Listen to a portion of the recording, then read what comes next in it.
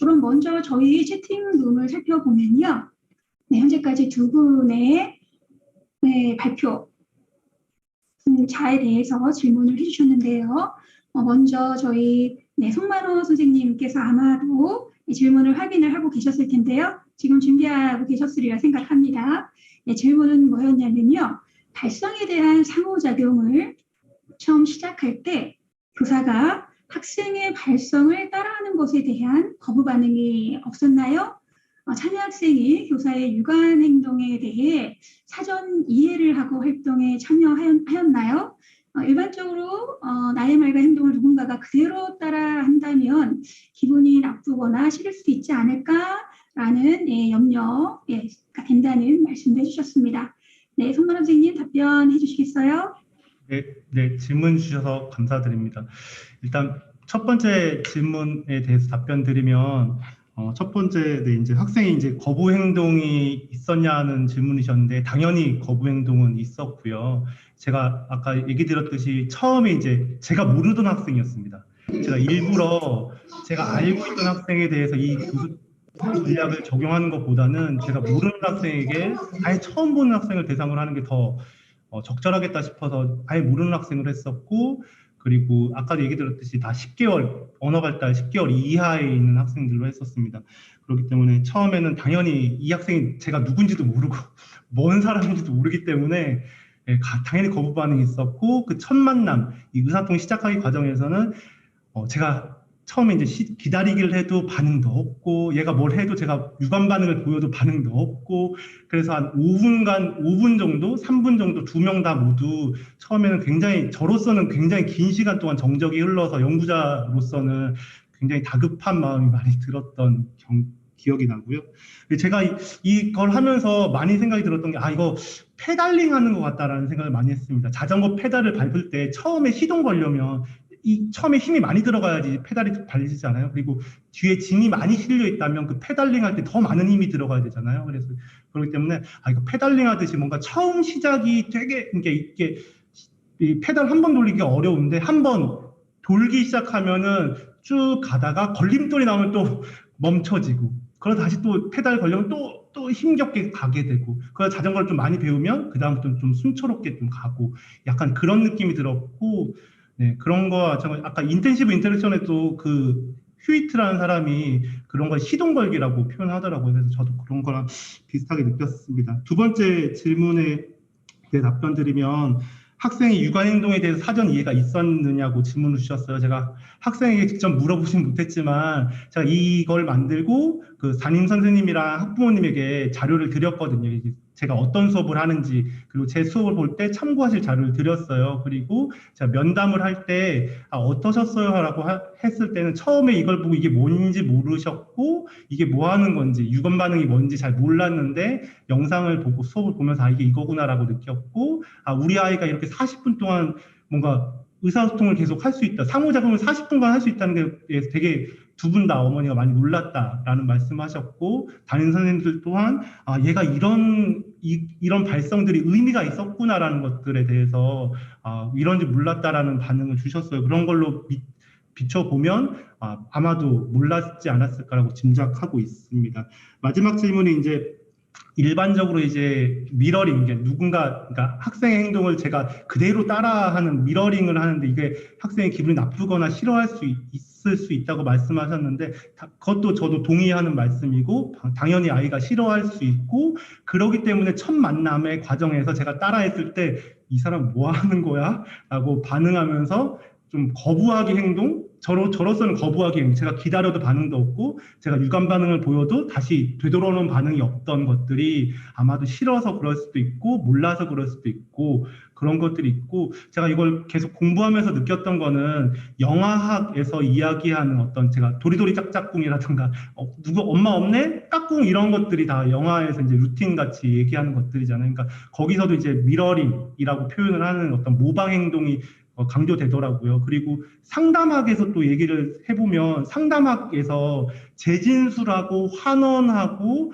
그 다음에 뭐 미러링하고 반영하고 환원하고 추임새 한다는 그런 그 상담 기법들이 있잖아요. 이것 또한 유관 반응이 있겠구나라는 저는 생각이 들었어요. 그러니까 어른들하고 저희가 의사소통할 때도 이게 그러니까 유관 반응이 똑같이 이제 제가 논문에서 썼지만 유관 반응이라는 게 완벽하게 똑같이 미러링하는 반응만 유관 반응이 그건 제가 유관 모방 반응이라고 제가 표현을 했고요. 그거 말고 유관 보완 반응, 그러니까 학생 행동을 약간 보완해서 약간 다르게 해서 하는 반응도 있고 학생 행동을 보면 언어적으로 PMT에서 이야기하는 언어적으로 바꿔서 하는 반응도 있고 여러 가지 유관 반응들이 있는 것으로 제가 확인했고 학생들에게 그렇게 했어요. 그렇기 때문에 그것 또한 학생 주도에 따라서 학생과 상호작용하면서 제가 하나씩 시도하면서 그러니까 시도에 걸리는 것을 가지고 계속 가다 보면 이 학생이 좋아하는 거, 그러니까 싫어할 수 있기 때문에 좋아하는 것을 가지고 그 유감 반응으로서 이렇게 상호작용이 이어질 수 있지 않나라는 생각이 들었었습니다.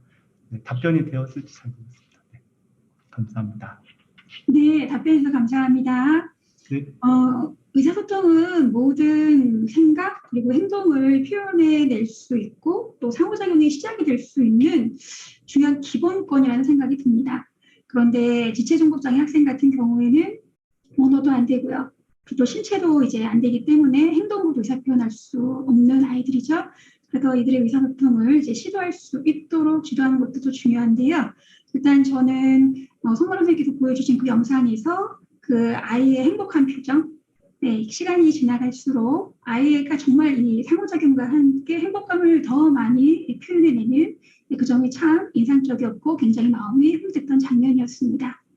네, 저희 송만 선생님에 대해서 질문에 대한 답변해 주셨고요. 저희 채팅룸에 이제 두 번째 질문이 또 올라와 있는데요. 이강림 선생님께 드리는 질문입니다. 공격적 행동으로 인식되는 장애 학생 가족의 경험 및 지원 요구 마지막 부분에 비장애 형제 자매의 고통으로 비장애 형제들을 좀 시킨 것이 필요하다라고 제안을 하셨는데요.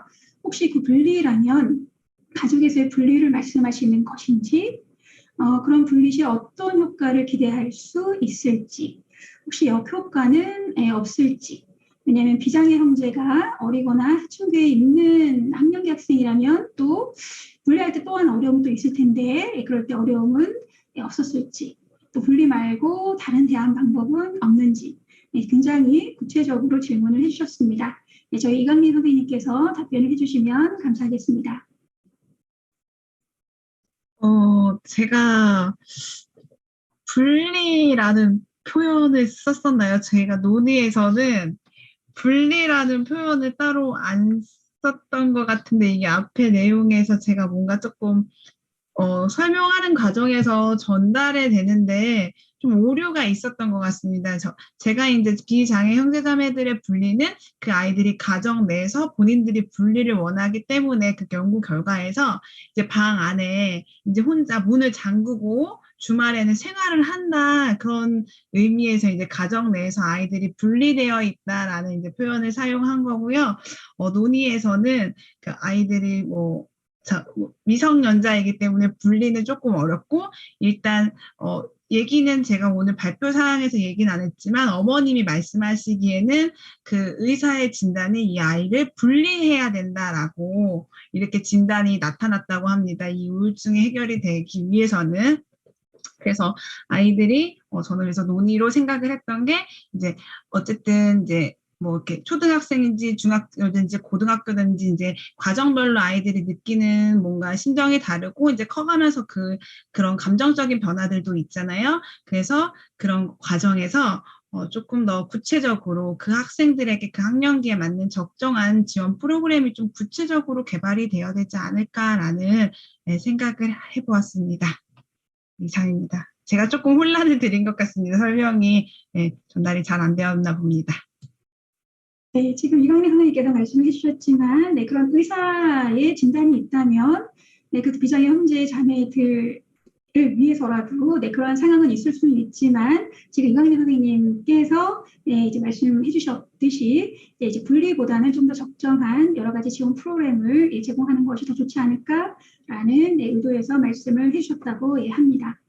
저희가 지금까지 채팅룸에 올라온 이 질문은 지금 두 가지였고요. 지금 답변을 해주셨는데요. 현재 네, 쉬운 한 분의 네, 현장 선생님들 또 연구자분들께서 자리하고 계십니다. 채팅룸에 오리진 않았지만요. 궁금한 것이 있으시면 네, 마음껏 모든 것을 질문해 주시면 좋을 것 같습니다. 신진 발표를 해주신 이 세 분의 발표에 대한 질문도 괜찮고요. 오늘 구도 발표를 해주신 두 분의 발표자분들에 대한 질문도 괜찮습니다. 네, 질문 있으시면 저희가 지금 마이크를 켜고 질문을 해주시면 네, 바로 준비해서 답변을 드릴 수 있을 것 같습니다. 질문 있으실까요? 안녕하세요. 네, 네, 박승길 교수님. 남부대 박승길입니다. 우리 그 첫 번째 발표하신 우리 전혜영 박사님 말씀 잘 들었고요. 방대한 연구하신다고 고생 많았습니다. 말씀 중에서 그 논의에서 그 업체의 위탁 지원이 필요하다고 말씀을 하셨는데, 실제로 저는 이제 그게 좀 처음 들어보는 내용이어서, 실제 대학에서 그런 그 위탁 지원이 이루어지고 있는 어떤 사례나 유형이 있으시면 간단하게 좀 말씀해 주시면 참고가 될 것 같습니다. 네, 말씀드리겠습니다. 위탁업체 지원이라고 많이 이제 기타 항목에서도 나왔고 말씀도 드렸는데 그 부분이 자막 지원 같은 것을 해주는 업체, 그 다음에 수화 통역을 하는데 보통은 이제 선생님이 수업 시간에 같이 들어가서 옆에서 수화 통역을 해주시는데 이걸 원격으로 할 경우 실시간으로 이제 원격으로 이거를 수화 통역을 해주는 이런 업체가 있나 봅니다. 그래서 그런 자막이나 수화 통역을 원격으로 해주는 업체를 말을 한다고 기타 항목에 나와 있었습니다. 예, 제가 조금 추가 설명을 드리도록 하겠습니다. 저희가 함께 진행을 한 연구라서요. 지금 케어스라는 원격 교육 지원 센터가 있습니다. 근데 이 케어스에서 현재 같은 경우 2년 동안에는 코로나 상황으로 인해서 대부분이 비대면 지원을 받았거든요. 그러다 보니 케어스라는 원격 교육 지원 센터에서 이제 통역을 교수님들께서 이제 말씀하시는 수업 시간에 말씀하시는 것을 바로 즉시 속기록 지원을 해주는 그런 서비스를 진행을 하고 있는데요. 이 케어스가 사기관입니다. 이제 그러다 보니 저희가 이 교육부에서 이 지원을 받아 수행한 연구였는데요. 이 교육활동 지원 사업 거버넌스 체계 개선이 필요하다라는 제안을 드렸는데요.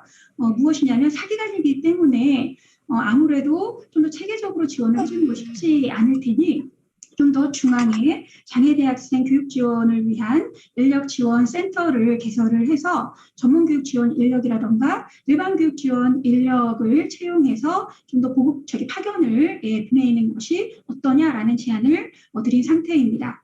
왜냐하면 이것을 한 대학 장애학생 지원 센터에서 이제 대부분 맡고 계시는데요. 이제 그러다 보니 인력이 너무 많이 필요한 거예요. 근데 문제는 교육활동 지원 사업비 내에서 이 사업을 진행할 인력 채용할 때 급여를 주는 것을 제한하고 있습니다.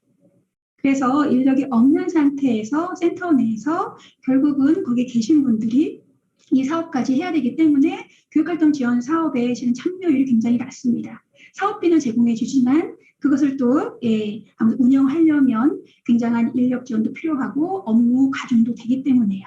그래서 그 원격교육지원센터 케어스라는 그런 사기관보다는 좀 더 공기관에서 지원해 주시는 것이 필요하지 않을까라고 제안을 드린 상태입니다. 네, 감사합니다. 그러면 저희 지금 저희가 이야기하는 중에 채팅룸에 또 질문을 올려주셨는데요. 이강림 선생님 연구의 수고가 많으십니다라는 인사말과 함께 혹시 의도가 없는 공격적 행동이라고 말씀을 해주셨는데 그에 대한 기준은 무엇일지 연구자 관찰, 부모에게 들은 내용 혹은 전문가 확인 등 어떤 것인지 말씀을 해달라는 질문이 있으십니다. 답변 가능하실까요? 네, 일단은 이 연구 자체가 누군가의 기준으로, 그러니까 기준이 있기보다는 학부모님들이 이제 자녀의 행동을 바라본 거잖아요. 그래서 일단 부모님의 입장에서 자녀의 행동을 바라본 것들을 이렇게 제가 이제 이런 해석을 한 거고요.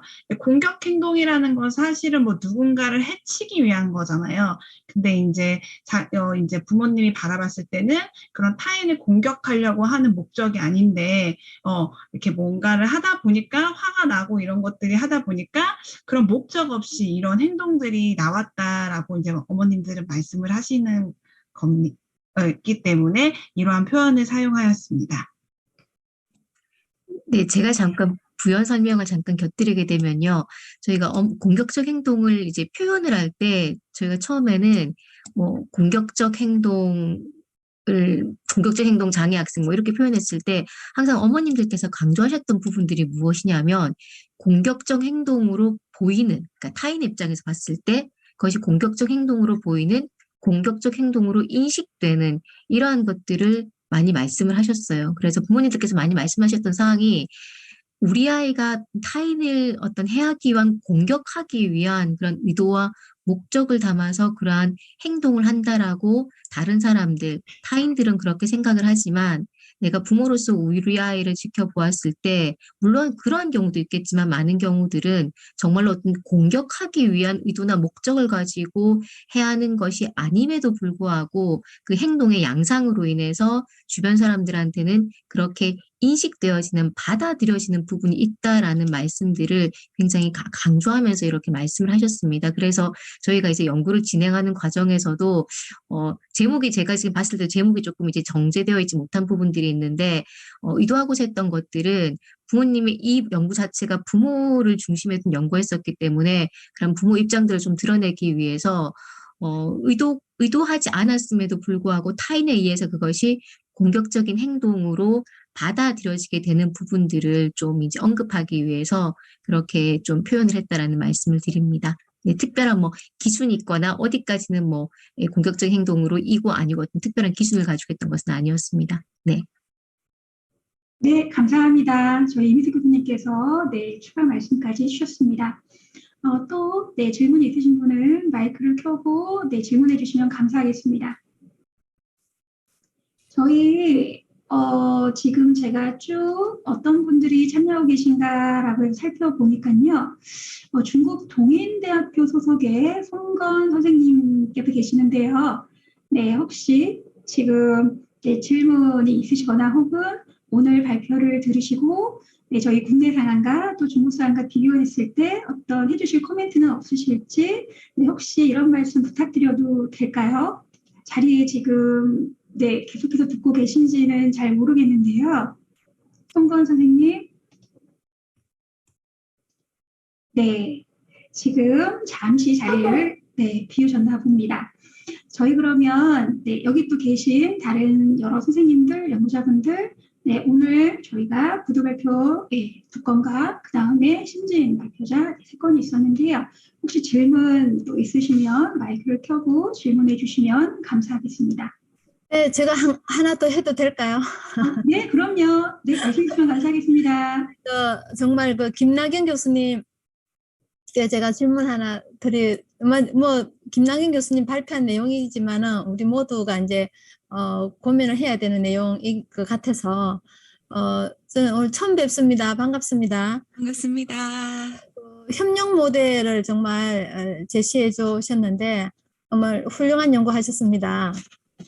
감사합니다. 예, 우리 모두가 사실 이제 고민을 해야 되는 그런 중도 중북 장애 학생들의 어떤 의료적 지원 모델을 제시를 해주셨고 고민을 해서 좀 제도화를 좀 시켜야 되는 이제 상황이 안 되겠나 싶은데 어디 가능성이 있겠습니까? 사실 교육부만 얘기를 하면 이거는 보건복지부도 협력을 해야 될 부분이라고 생각을 하고요. 꼭 나중에 얘기하면 장차법 개정하자 이런 얘기 하는데 우리 법 내에서 개정만 해서는 공감을 얻기가 어려울 것 같습니다. 그래서 이제 드리는 말씀이 학교보건법이 좀 개정되지 않는 다음에야 어려울 것 같고 사실 좀 놀라웠던 부분이 뭐 교사 중에서 또 보건교사들이 굉장히 어려워하시더라고요. 이거 지원하시는 게. 저는 학교 내에서는 보건교사가 그래도 좀 가능성이 있다라고 생각을 했는데 이제 코로나 때문에 지원해야 되는 학생이 전체 학생의 수가 또 많아져서 그거에 대한 부담감도 있는 반면에 이게 일단 이제 다들 몸살이는 약간 이런 단어 좀 약간 민감한데 그런 단계가 아닌가 싶습니다. 왜냐하면 이게 어떻게 시작하느냐에 따라서 미국 같은 경우에는 이제 뭐 주마다 많이 다르기는 하지만 기관 절개를 하지 않은 경우에는 교사가 시행하는 경우가 많더라고요. 이제 가래 흡입 같은 경우에 대신 이제 기관 절개를 했다 하면 그건 바로 반드시 의료진이 해야 한다. 이렇게 뭐 매사추세츠 같은 경우에는 그렇게 보고가 되고 있는데 우리도 어떤 정도의 기준을 주지 않고 이제 교사 보고 무조건 해라 이렇게 했었을 경우에는 의료와 교육이 혼재되어 있어서 이제 교사에게도 어렵지 않을까 싶어요. 근데 우선적으로 이게 해결되기 위해서는 법이 개정되는 부분이 필요로 할 것 같고 작년 같아서 이제 교육부에서 말씀드렸을 때는 조금 희망이 보인다라는 말씀을 하셨습니다. 그래서 올해 저희가 개발한 지금 만들어진 이 여러 서식 30개 정도를 개발을 하고 안에 내용이 있었던 이제 활성화 방안 연구 300부를 학교급에 일단 보급을 해서 교사의 어려움을 최소한으로 줄이고 시작을 해서 물꼬를 튼 다음에 이제 법 개정과 함께 같이 갔으면 좋겠다라는 말씀을 하셨습니다. 희망이 보인다는 말씀 하고 싶네요. 잘 모르겠습니다. 사실 이제 제가 이제 몇 년 전에 뭐 시도교육청에 보건교사들 상대로 그 방학 때 직무연수를 하러 갔었어요.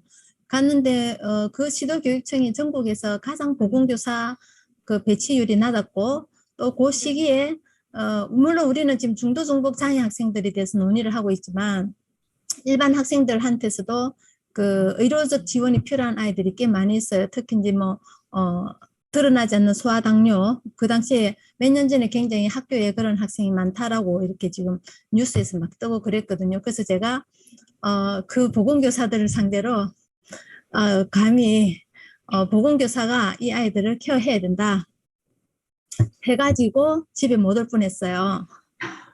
정말 집에 못 올 뻔했어요. 제가 그 초등 보건교사, 중등 보건교사 두 클래스를 오전에 한 팀, 오후에 한 팀 했는데 오전에 한 팀 끝나고 점심 먹다가 너무 체하는 줄 알았어요.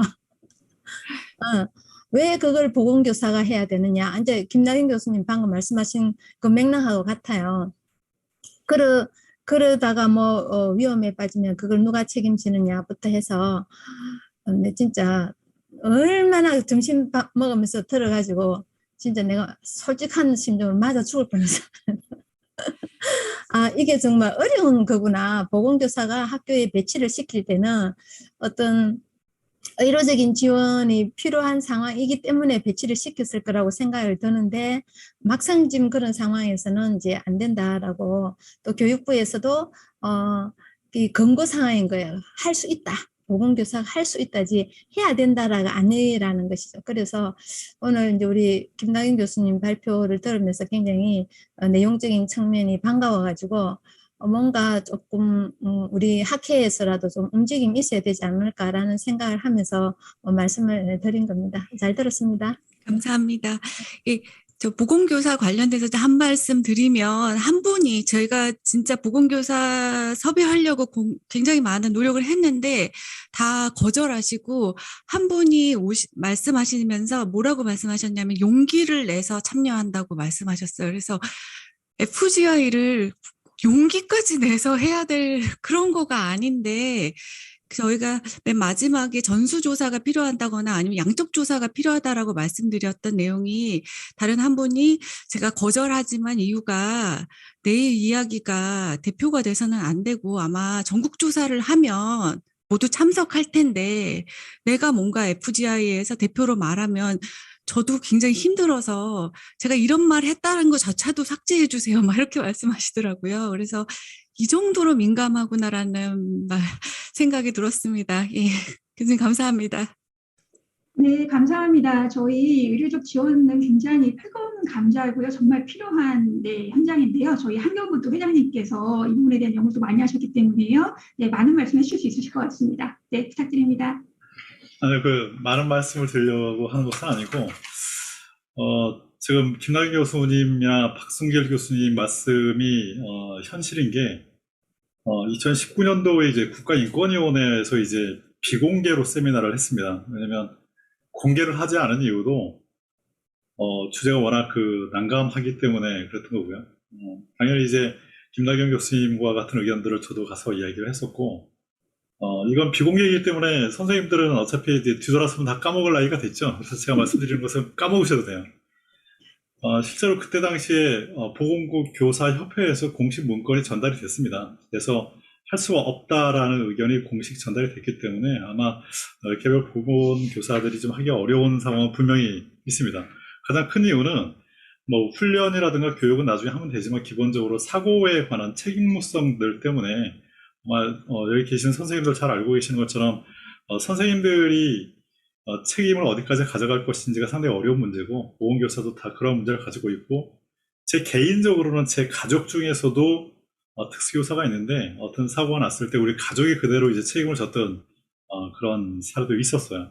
아직까지도 상당히 어려운 부분이라는 것들이 좀 있고 미국의 예를 좀 가끔 드는데 미국의 예는 약간씩 우리랑 좀 차원이 다른 방식으로 이해를 해야 될 것 같아요. 미국에서 이제 배치되는 학교에 배치되는 간호사는 보건교사가 아니라 간호사이기 때문에 우리랑 좀 다른 접근을 좀 취해야 될 것 같고요. 혹시나 그런 쪽에서 뭔가 우리가 뭐 돌파구가 있었으면 좋을 것 같네요. 이건 좀 다른 얘기인데 제가 여러분들 이렇게 제가 교묘하게 제가 이렇게 탈모가 좀 아닌 것처럼 애는 쓰고 있지만 다 보이시죠? 최근에 뭐 탈모를 건보에 적용되는 가지고 뭐 서로 대권 후보들이 왈부를 하는데 실제로 이제 단순히 그냥 G튜브를 가지고 구강 영양을 하는 이 아이들뿐만이 아니라 중도중복장애 학생들 상당수가 희귀 난치성 질환을 가지고 있죠. 그리고 부모님들 여쭤보면 의료비가 상당합니다. 상당한 이유 중에 하나가 보험급여가 안 되는 항목들이 대부분이 많거든요. 왜냐면 희귀 난치성 질환들은 정말 희귀하기 때문에 그리고 그 숫자가 많지도 않고요. 그래서 일정 수준의 어떤 보험급여 체계를 갖지를 못해요. 그래서 부모님들이 상당히 어려움을 처하고 있는데 차제히 우리가 함께 고민하고 나중에 혹시나 어떤 의견을 낼 때 중도중복장애 학생들의 어떤 그런 정말 지속적으로 들어가는 의료비에 대한 어떤 의료 지원 체계도 좀 우리가 함께 관심을 두고 그런 이야기를 해주는 것도 좀 필요한 것 같아요. 간혹 가다가 혹시 여기저기서 물어보고 그러면 학생들 의료비 지원도 같이 급여가 됐으면 좋겠다라고 하는 게 좀 어떨까 싶어요. 제 탈모는 그냥 포기하고 여기까지. 네, 저희 회장님께서 또 밑에 있게 말씀을 해주셨는데요. 지금 이 의료적 지원에 대해서는 보건교사 대상으로 해서 저희 지금 나온 5개년 발전 계획에서도 보건교사에게 중도중복장애 학생 특성과 지원 관련 연수를 제공하는 그런 내용들이 굉장히 상당히 많은데요. 어떻게 보면 또 다른 업무가 가중된다라고 보건교사 입장에서는 보는 거죠. 그리고 지금 또 회장님께서 말씀하셨듯이 그 위험성에 대한 그건 특수교사도 마찬가지고 보건교사도 마찬가지일 거라 생각이 들어요. 그 다음에 임상에서 중도중복장애 학생들을 경험해보지 않은 보건교사가 임용을 통해서 이제 현장에 가게 되면 그만큼 더 부담감이 크다고 합니다. 그래서 지금 회장님께서 말씀하신 저도 학교 간호사 제도에 대해서 강조를 해서 말씀을 드리고 싶은데요. 그건 또 어떻게 보면 기존 인력이 아니라 신규 인력을 배치하는 거기 때문에 신규 인력이 배치되는 거에 대한 부담감도 교육청에서는 있고요. 그리고 이제 또 다른 예산 문제도 있고요. 또 다양한 문제가 공존하고 있는 것 같습니다. 좀 더 시간을 들여서 저희 김나경 교수님 또 팀에서 연구를 또 진행하고 계셨으니까요. 좀 더 긍정적인 방향으로 나아갈 수 있지 않을까 기대해 봅니다. 그러면 저희 지금 시간은 이제 56분, 저희 질의응답 시간은 지금 55분까지였는데요. 그래도 지금 열띤 저희가 토론을 하고 있으니까요. 난 이 질문은 꼭 하고 싶다. 네, 이거는 꼭 여쭤보고 싶다라는 선생님 계시면 저희 한 분만 더 질문을 받아볼까요? 혹시 있으실까요? 네. 없으시네요. 저희가 일정에 맞춰서 끝내기를 원하는 마음이 더 큰 것으로 이해를 하고요. 지금까지 저희 구두 발표, 또 신진 연구자 발표, 그리고 질의 응답 시간까지 모두 마쳤습니다. 오늘 6시까지는 아까 말씀드린 대로 포스터 발표 영상을 유튜브에서 시청하실 수 있습니다. 6시까지 또 많은 관심 부탁드립니다.